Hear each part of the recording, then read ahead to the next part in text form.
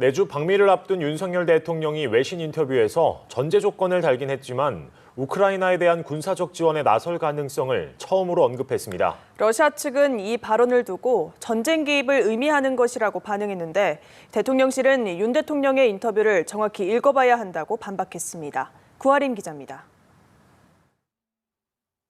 로이터 통신과 인터뷰를 한 윤석열 대통령은 우크라이나 전쟁과 관련해 인도적 지원이나 재정 지원만 고집하기 어려워질 수 있다고 밝혔습니다. 민간인에 대한 대규모 공격이나 학살, 심각한 전쟁법 위반과 같이 국제사회가 용납할 수 없는 상황이 있다면 이 같은 지원만 주장하기 어려울 수 있다는 겁니다.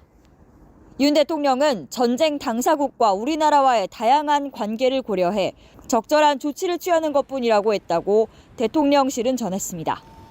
여러 가지 전제 조건이 붙었지만 살상무기 지원 불가라는 기존 정부 입장에서 나아가 우크라이나의 군사적 지원 가능성까지 언급한 것이라는 평가를 받았습니다. 이 같은 윤 대통령 인터뷰에 대해 러시아는 전쟁 개입을 의미하는 것이라고 밝혔습니다. 로이터 통신에 따르면 현지 시간 19일 드미트리 페스코프 크렘린군 대변인은 윤 대통령 인터뷰에 대한 취재진의 질문에 우크라이나에 대한 한국의 무기 공급은 특정 단계에서의 전쟁 개입을 간접적으로 뜻한다고 말했습니다. 그러면서 유감스럽게도 한국은 전체 과정에서 비우호적 입장을 취해왔다고 덧붙였습니다.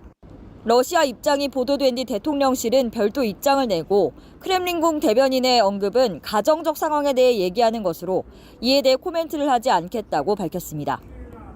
대통령실은 또 윤 대통령의 인터뷰 내용을 정확히 읽어볼 것을 권한다며 민간인에 대한 대규모 공격 등 도저히 묵과할 수 없는 대량 학살의 상황이 발생한다면 우크라이나를 어떻게 지원할지 검토할 수 있다고 언급한 것이라고 말했습니다.